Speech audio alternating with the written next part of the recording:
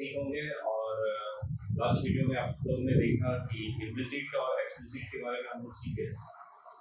आज हम लोग जानेंगे एक्सप्रेशन के बारे में और स्टेटमेंट के बारे में। एक्सप्रेशन और statement in Java, this is also very important part in Java programming, and this is you can think like a base or foundation. This is required while constructing a program. This is the important thing you should know, be knowing about this. आपको इसके बारे में जानकारी रखने की सब जरूरत है, क्योंकि जब भी आप एक प्रोग्राम को लिखने जब आप स्टार्ट करेंगे, शुरुआत करेंगे, तो आपको इस चीज की जानकारी होनी चाहिए कि आपको कैसे एक एक्सप्रेशन लिखना है, एक स्टेटमेंट कैसे लिखना है। तो स्टेटमेंट और एक्सप्रेशन होता क्या है, चलिए आज हम लोग देखते हैं इसके बारे में।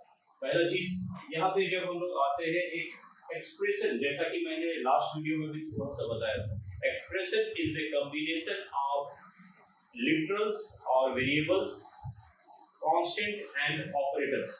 ऑपरेटर्स मतलब कैसे ऑपरेटर्स, मैथमेटिकल ऑपरेटर्स को अगर आपको लेना है, ठीक है। तो यहाँ पे हम बात कर रहे हैं कि एक एक्सप्रेशन के बारे में, अरिथमेटिक एक्सप्रेशन के बारे में बात कर रहे हैं। तो अरिथमेटिक एक्सप्रेशन क्या होता है, कॉम्बिनेशन ऑफ लिटरल्स यानी कि वेरिएबल्स। फिर दूसरा चीज होता है कि स्टेटमेंट या इसको बोलते हैं लिटरल्स यानी कि वेरिएबल्स एंड देन नंबर्स यानी कि constant, and the third thing is that you should know about that is operators. तीन चीज को यूज किया जाता है, वेरिएबल्स को, फिर कांस्टेंट को, and the other thing is the operators. तो देखते हैं हम लोग एक एक्सप्रेशन लिखते हैं, जैसे यहाँ पे दिया हुआ है ए मैंने जैसे लिखा, ठीक है, ए इंटू बी माइनस 4। तो ए इंटू बी जैसे लिखा, ठीक है, ए इंटू बी माइनस 4। तो यहाँ देख सकते हैं ए का कुछ वैल्यू रहेगा, ए का कुछ वैल्यू है, बी का कुछ वैल्यू है, और 4 का भी क्या है, कुछ वैल्यू है यहाँ। तो एक एक्सप्रेशन हम लोग देखते हैं, एक एक्सप्रेशन मैं लिखता हूँ, जैसे कि एक सिंपल सा एक्सप्रेशन है, a इंटू बी माइनस 4। तो आप इसको एक एक्सप्रेशन बोलेंगे। एक्सप्रेशन क्यों बोलेंगे, क्वेश्चन उठता है कि इसे एक्सप्रेशन क्यों बोले। This is an arithmetic expression, क्योंकि यहाँ पे देखिए वेरिएबल्स हैं, this are known as variable, A and B are variable, कुछ भी हो सकता है ए और बी का value, that is why we are treating it as variable. This is a constant, 4 का वैल्यू 4 ही रहेगा हमेशा, और यहाँ पे मैथमेटिकल ऑपरेटर्स को यूज किया जा रहा है। लेकिन इसका वैल्यू को मैं कहीं पे भी स्टोर नहीं कर रहा हूँ, तो मैं स्टोर नहीं कर रहा हूँ, तो इसको मैं क्या कहूँगा, एक तरीका से एक ये एक्सप्रेशन है। अब मैं अगर इसको ऐसे लिख देता, m बराबर a इंटू बी माइनस 4, तो इसका जो वैल्यू निकलेगा it is going to be assign to a variable, या एक वेरिएबल में स्टोर होने वाला, वो वेरिएबल क्या है, m है। उस वेरिएबल m में इसका वैल्यू, सारे का वैल्यू इवैल्यूएट होने वाला, and that variable is going to store the value of this entire expression, and this is known as a statement. Statement मतलब आपको एक इनिशियलाइजेशन का पार्ट या असाइनमेंट का पार्ट भी आपको जरूर मिलेगा। यहाँ इक्वल टू को हम लोग क्या बोलते हैं, एक assignment operator, means it is going to evaluate और it is going to store the value which is obtained from this side to the variable m। ये जो वैल्यू यहाँ पे मिल रहा है, ये वेरिएबल m में स्टोर होने वाला है। इसी को मैं क्या कहता हूँ, जावा स्टेटमेंट। और ये क्या है, मेरा एक एक्सप्रेशन है, और ये पूरा लाइन क्या है मेरा, जावा स्टेटमेंट है। दिस इज अ स्टेटमेंट, इसी को यहाँ पे दे दूंगा, ये एक एक्सप्रेशन, मतलब अगर इक्वल टू अगर यूज किया गया है, सिंपल लैंग्वेज में इक्वल टू अगर यूज किया गया है तो उसको मैं स्टेटमेंट कहूंगा, और इक्वल टू के बिना अगर कोई एक चीज लिखा हुआ है, मैथमेटिकल ऑपरेटर को यूज किया हुआ है, तो वो क्या है, एक्सप्रेशन है, जावा एक्सप्रेशन, और ये क्या है, जावा स्टेटमेंट। तो चलिए हम लोग कुछ एग्जांपल्स को देखते हैं कि कैसे स्टेटमेंट्स को लिखा जाता है, ठीक है। तो मैं एक पहला मैथमेटिकल, और इसमें अंतर रहता है 22/7 इनटू r², ये एक मैथमेटिकल एक्सप्रेशन। अब इसको आपको जावा एक्सप्रेशन में कन्वर्ट करना, और यहाँ पे आपको ध्यान रखना पड़ेगा 22.0 लिखना पड़ेगा, क्योंकि आप अगर सोच रहे होंगे कि 22/7 आपको अगर 3.14 देने वाला, तो ये गलत है, क्योंकि 22 भी इंटीजर है, 7 भी इंटीजर है। तो जैसा मैंने पहले बोला था कि इसका जो डिवीजन रहता है, ये आपको क्या देता है, ये कोसेंट देता है, 7 3 21। आप आप ये नहीं सोचिए कि इसका पॉइंट लगा के ये वैल्यू दे, क्योंकि ये भी इंटीजर है और ये भी क्या है, इंटीजर, इसलिए मुझे इसको एक टाइप में कन्वर्ट करना पड़ेगा, या एक्सप्लिसिट टाइप कन्वर्जन। यहाँ पे आपको ब्रैकेट में क्या लगाना पड़ेगा, डबल लगाना पड़ेगा, डबल ऑफ 22/7 मींस 22.0 बना देगा इसको, इनटू मैं लिखूंगा r इनटू r। यहाँ पे आपको ध्यान रखने की बात है, सबसे पहले व्हेन डिवीजन और मल्टीप्लिकेशन दिया रहता है तो कौन सा एक से इवैल्यूएट होता है, इसको बोलते हैं प्रेसिडेंस और एसोसिएटिविटी। ये दोनों का प्रेसिडेंस लेवल सेम होता है, तो ये किस साइड से इवैल्यूएट होना चालू होता है कि जिस साइड में सबसे पहले ऑपरेटर क्या है, स्लैश है, तो सबसे पहले ये स्लैश ऑपरेट होगा, फिर इसके बाद मल्टीप्लाई होगा r से, फिर दूसरा r से मल्टीप्लाई होगा, मतलब इसका जो वैल्यू आएगा इसको r से मल्टीप्लाई होगा, और उसका भी जो वैल्यू आएगा वो फिर से किससे मल्टीप्लाई होगा, r से। मींस डिवीजन और मल्टीप्लिकेशन का जावा में सेम लेवल होता है, प्रेसिडेंस लेवल होता है। अगर प्रेसिडेंस लेवल सेम है तो हमको देखना है एसोसिएटिविटी। एसोसिएटिविटी क्या होता है कि कौन साइड से इवैल्यूएट करना चालू करना, तो सबसे पहले डिवीजन होगा, फिर मल्टीप्लिकेशन, फिर लास्ट वाला मल्टीप्लिकेशन। अगर आप ऐसे लिखते हैं 22.0 इंटू r डिवाइडेड बाई 7, तो आपको ये सोचना पड़ेगा कि पहले आपका क्या इवैल्यूएट होगा, ये पार्ट, और जो आंसर आएगा वो 7 से क्या हो जाएगा, डिवाइड हो जाएगा।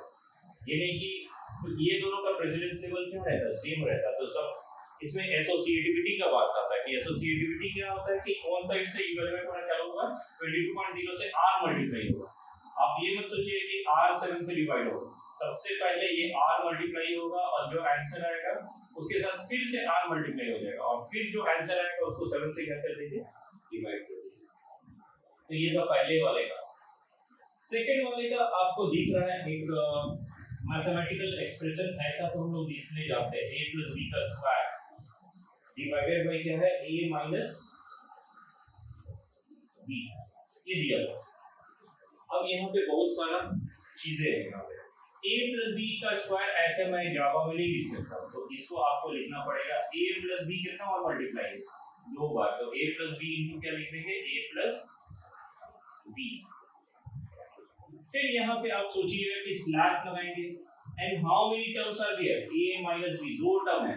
आप सोचिएगा कि a माइनस b ऐसे ही लिख देते तो ये गलत हो जाएगा। आपको ध्यान रखना है कि यहाँ पे भी नहीं तो इसका जो आंसर आएगा वो किससे डिवाइड हो जाएगा, a से बस, और जो आंसर ऑब्टेन्ड होगा वो उसमें से b क्या हो जाएगा, माइनस हो जाएगा। इसलिए आपको ध्यान रखना है कि ये दोनों सब्सट्रैक्ट होने के बाद जो आंसर आएगा वो डिवाइड होना चाहिए। तो इसलिए आपको भी इसको भी क्या में रखना होगा, ब्रैकेट में। ब्रैकेट मतलब ये ज्यादा प्रेफरेंस दिया जाता है कि इसका जो आंसर आएगा वो डिवाइड करेगा ये वाला एक्सप्रेशन। अदरवाइज अगर आप स्लैश लगाएं और a माइनस b सिंपली लिख देते हो तो पूरा जो आंसर है a से डिवाइड होगा। इसलिए आपको यहाँ पे ध्यान रखने वाला बात है। नेक्स्ट वाला एक और एक्सप्रेशन हम लिखते हैं यहाँ पे 2/3 a² plus 0.05 by b plus c³। तो इसको हम लोग लिख सकते हैं, आपको ध्यान रखना है जैसा मैंने बताया था 2.0/3 लिख दीजिए इंटू a प्लस 0.05 को किससे डिवाइड कर दीजिए, b प्लस या तो c इंटू c लिख सकते हैं, c इंटू c, या एक पावर फंक्शन को यूज कर सकते हैं, मैथ डॉट पाव, इसके जगह पे मैथ डॉट पाव, और यहाँ पे मैं लिख दूंगा c, और c,3 से क्या आएगा कि इसका मतलब होता है कि c के पावर में क्या हो जाए, 3 हो जाए। Power function is used to find the power, तो c का पावर में क्या जाएगा, यहाँ पे 3 आ जाएगा। तो ये भी एक आप यूज कर सकते हैं, इसके जगह पे लिख सकते हैं, या c इंटू c भी लिख सकते हैं। अगर c का पावर 4 रहता तो c,4 लिख देता, तो ये रहता है। अब नेक्स्ट वाला एक्सप्रेशन जैसे रहता है,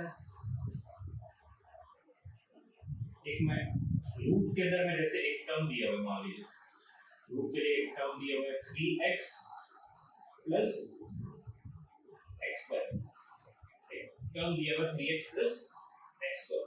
तो इसके लिए आपको एक स्क्वायर रूट फंक्शन लगाना पड़ेगा, मैथ डॉट एसक्यूआरटी। किसका स्क्वायर रूट निकालना है? तो स्क्वायर रूट एसक्यूआरटी एक स्क्वायर रूट फंक्शन होता है।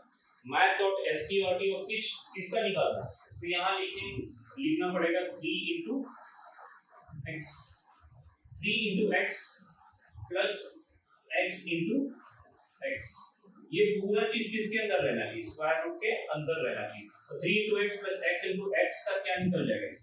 स्क्वायर रूट निकल जाएगा। ठीक है, एक और मैं लिख के बताता हूँ। s बराबर दिया हुआ है ut plus half at square. s बराबर दिया हुआ है ut plus half at square. तो इसको मैं ऐसे एक तरीका से लिख सकता हूँ, s u into T plus 1.0 slash 2 into a into T into T और सेमीकोलन देना पड़ेगा। तो यहाँ आप देख सकते हैं कि s का वैल्यू क्या है? u into T 1/2 1.0/2 into a into T into T. तो ऐसे आप बहुत सारे एक्सप्रेशंस को आप लिख सकते हैं। एक लास्ट में यहाँ पे एक चीज और बताना चाहता हूँ, जैसे 2 डिवाइडेड बाय a भी दिया प्लस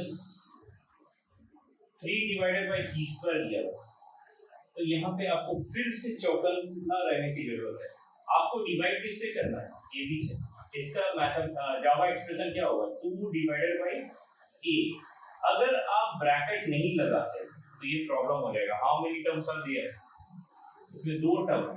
तो आपको यहाँ पे सतर्क रहने की जरूरत है कि अगर डिवाइड नहीं, ये ब्रैकेट नहीं लगाएंगे तो 2 बस a से डिवाइड होगा और इसका जो आंसर आएगा वो b से क्या हो जाएगा?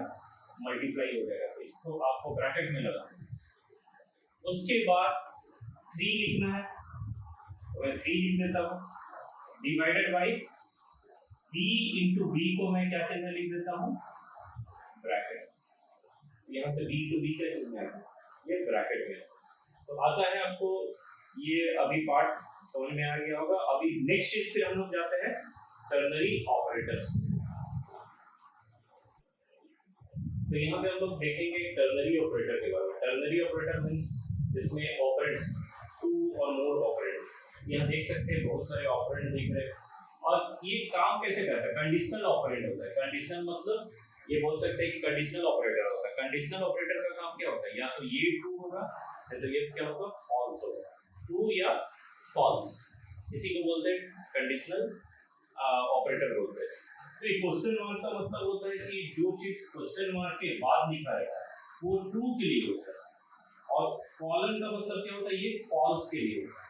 ठीक है, आपको ध्यान रखना है कि क्वेश्चन मार्क के जस्ट बाद वाला चीज ट्रू होता है।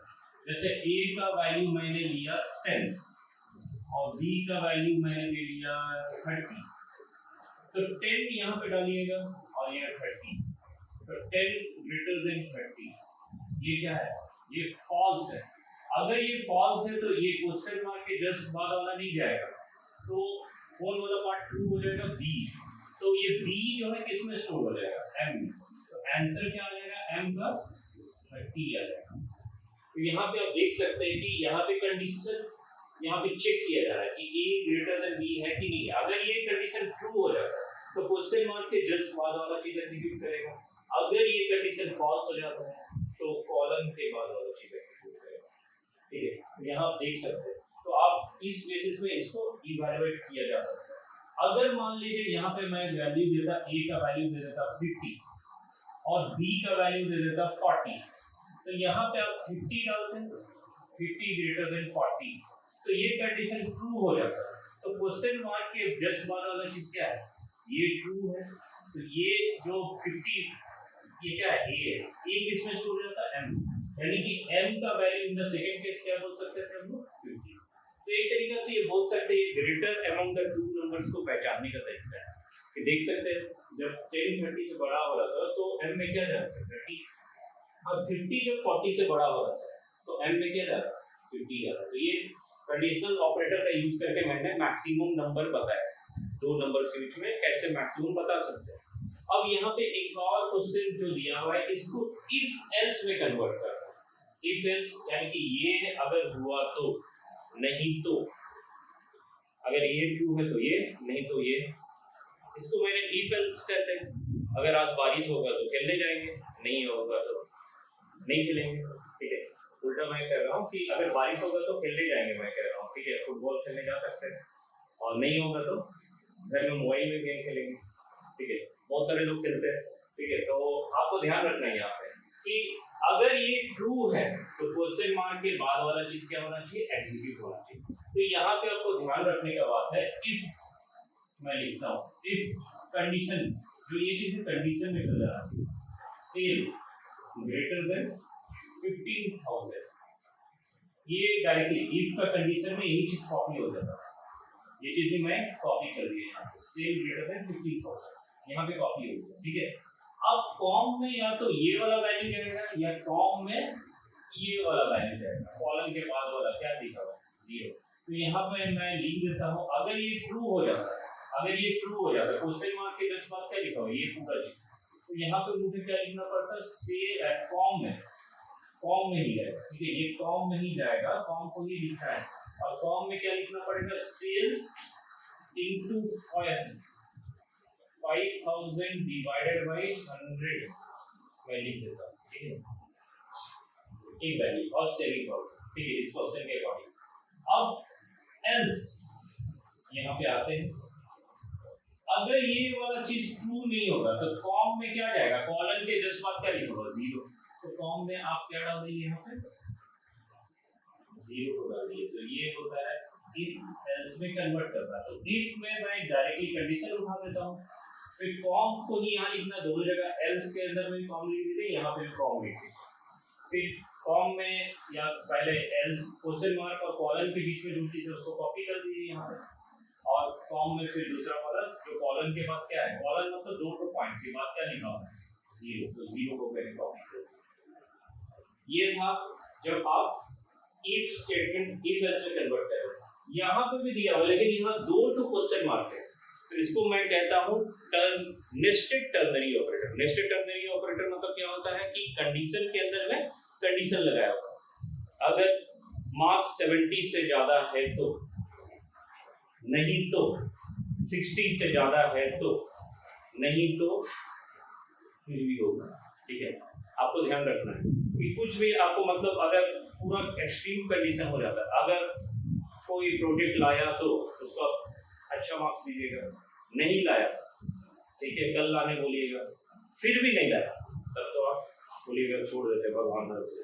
तो यहाँ पे भी आपको ध्यान रखना है कि हमको भी क्या करना है कि एल्स आ जाता है, उसका मतलब होता है कि जब आदमी पूरी हार जाता है तो क्या जाता है, एल्स आएगा, नहीं तो एल्स इफ आता है, ठीक है। इफ आएगा पहला चीज जब आप पॉजिटिव रहते हैं, फिर थोड़ा सा निराश हो गया तो एल्स इफ आएगा, नहीं तो ऐसा कर देते हैं, पूरा ही हार मान जाएंगे तो क्या जाएगा, एल्स आ जाता है। अब मेरे पास कोई रास्ता नहीं, जो होगा देखा जाएगा, उसको बोलता है एल्स। तो यहाँ पे नेस्टेड कंडीशन लिखना है, तो यहाँ पे सबसे पहले मुझे क्या लिखना है, सबसे पहला कंडीशन क्या है, इफ, और यहाँ पे मैं क्या लिख दूंगा, marks greater than equal to 90। तो यहाँ एक ब्रैकेट खुलेगा और स्ट्रिंग के अंदर में क्या जाएगा, ग्रेड मैं लिख देता हूँ, ग्रेड इज इक्वल टू, मैं डायरेक्टली यहाँ क्या लिख दूंगा, ए। और आपको अगर स्ट्रिंग लिखना है तो स्ट्रिंग भी इसके अंदर में लिख सकते हैं, string grade is equal to A. अब यहाँ कॉलन दिया हुआ है, कॉलन के बाद, कॉलन का मतलब होता है एल्स, आप ध्यान से समझिएगा, कॉलन का मतलब होता है एल्स, और ये वाला कंडीशन का मतलब होता है इफ।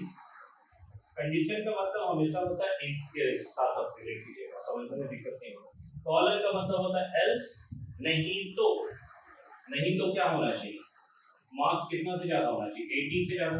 अगर 90 से ज्यादा नहीं है तो मतलब 80 से ज्यादा मतलब कहां से बात हो रहा है, 80 से ज्यादा मतलब 81 से लेके 80 से लेके 89 तक बात हो रहा है। और यहाँ पे आप क्या दे दीजिएगा, string grade equal to B और सेमीकोलन।